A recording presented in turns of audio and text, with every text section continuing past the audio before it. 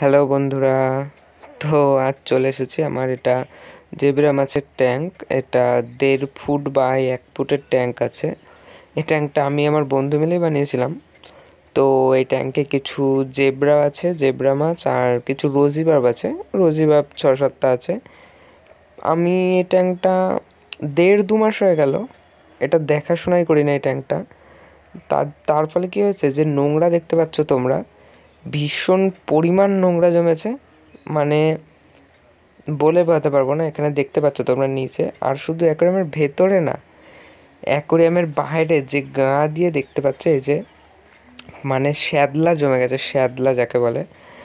তো আজ ভাবছি যে এটা ট্যাঙ্কটা পরিষ্কার করব। তো ট্যাঙ্ক পরিষ্কার করে পুরো ফাইনাল লুক কেমন হয় সেটা দেখাবো। তো ভিডিওটা দেখতে থাকো।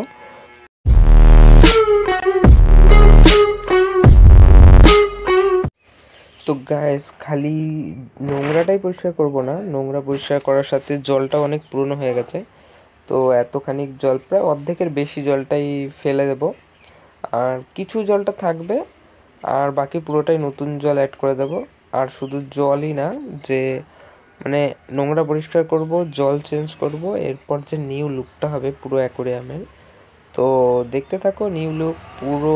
এখন দেখো পুরোটা কেমন দেখতে, আর পরে দেখবা। তো চলো স্টার্ট। তো বন্ধুরা, সবার প্রথমে এরকম একটা ব্লেড নিয়ে নেবে।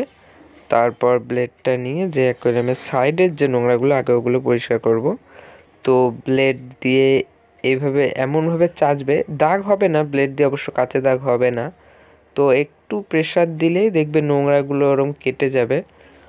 তো আমি দেখাচ্ছি, দাঁড়াও, সাইড দিয়ে আগে একটু এইভাবে চেঁচে নেবে।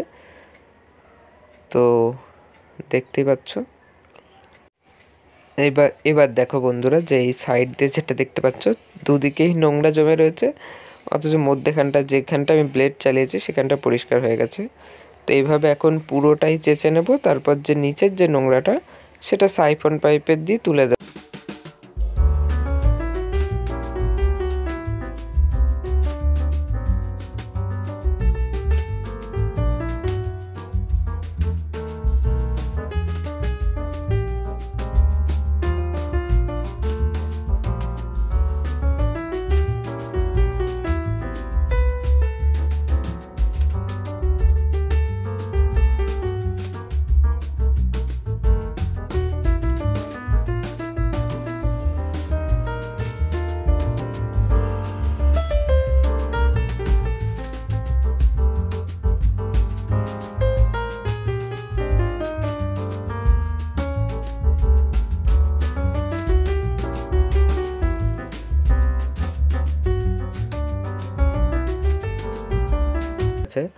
নোংরাগুলো এখন জলের মধ্যে ঘুলে গেছে। তো এই নোংরাগুলো পরিষ্কার করার জন্য আমাকে একটু অপেক্ষা করতে হবে। এই নিচ দিয়ে যখন নোংরাটা থিতিয়ে পড়বে তখন সাইফন পাইপের দিয়ে আমার নোংরাগুলো সমেত জলও তুলে ফেলতে হবে। তো একদিন সময় লাগবে। তো আবার কাল দেখা হচ্ছে। The next day late. Hello guys, তো দেখতেই পাচ্ছ জলের কন্ডিশন। কাল যে নোংরাটা আমরা চেঁচেছিলাম, বলেছিলাম নোংরাটা থিতিয়ে পড়ে যাক, তারপর আবার জলটা চেঞ্জ করে দেবো অর্ধেক। তো নোংরা সব দেখতেই পাচ্ছ, নোংরা সব নিচে পড়ে গিয়েছে। আর সাইড জলের কন্ডিশন দেখতে পাচ্ছ, জল মানে খালি অ্যাকোয়ারিয়ামের সাইডেই নোংরাটা জমেছিল। তো সেই নোংরা চেঁচে দেওয়ায় পুরো নোংরা তো পরিষ্কার হয়ে গেছে। সব এই যে নিচে পড়ে রয়েছে। এই নোংরাটাকে এই সাইফন পাইপ দিয়ে এই বালতিতে করে ফেলে দেবো। তো এখান থেকে এতখানি জল তো ফেলে দেবো, আর খানিকটা থাকবে, তারপরে এটা আবার নতুন জল অ্যাড করে দেবো। তো চলো শুরু করা যাক। এটা প্রথমে বালতিতে দিয়ে দেবো, দিয়ে এটা আমি দিয়ে এখানে দেবো। এক হাতে ভিডিও করা মুশকিল হয়ে যাচ্ছে, তো আমি আগে সেট করে নিই। এরকম হবে, এরকম জলে থাকবে, আর এটা দিয়ে পাম্প হবে। দেখতে পাচ্ছ জল পড়া শুরু হয়ে গেছে। তো এবার এটাকে নিয়ে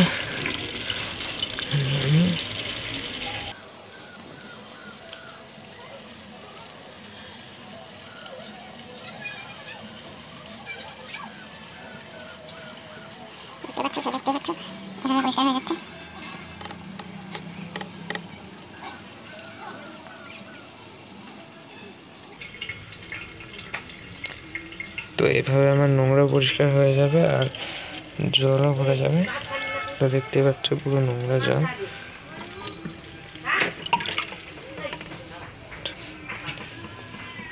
তো আমি জল পুরো পরিষ্কার করে নিয়ে তারপর আবার তোমাদের সাথে কথা বলছি।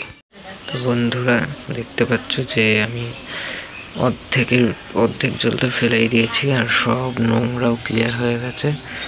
আর ছোট ছোট যে নোংরা রয়েছে আর এখানে কিছু পাথরের নিচে যে কাঁচের নোংরা ছিল, এই নোংরাটুকু কালকের মতো ব্লেড দিয়ে চেঁচে দেবো, আগের দিন যেরকম ভিডিও করেছিলাম।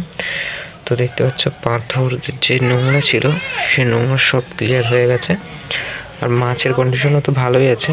তো জলটা প্রায় 2 মাস পুরনো, কিন্তু তাও মাছের কিছুই হয়নি। সব প্রত্যেকটা আমি যে কটা মাছ ছেড়েছিলাম এখানে সব কটা মাছই ভালো কন্ডিশনে আছে। তো চলো এবার নতুন জল অ্যাড করি, তার আগে এই নোংরা কটা কিছু নোংরা পরিষ্কার করে নেব। কাল আমি ব্লেডটা এখানে রেখে দিয়েছিলাম, তো ব্লেড দিয়ে যে এই যে নোংরাগুলো চেঁচে দেবো।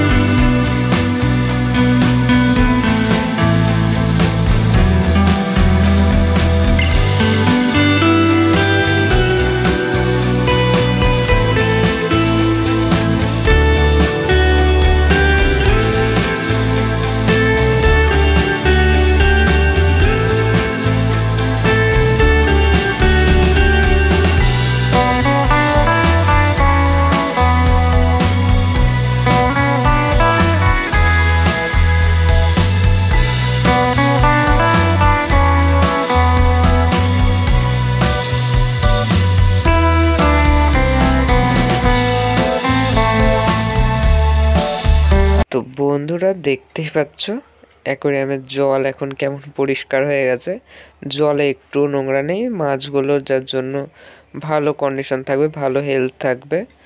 আর অ্যাকোয়ারিয়ামটাও ভালোই লাগছে এখন দেখতে, প্রথমে তো দেখেছিলে কেমন ছিল। তো আজকের ভিডিও এই পর্যন্তই।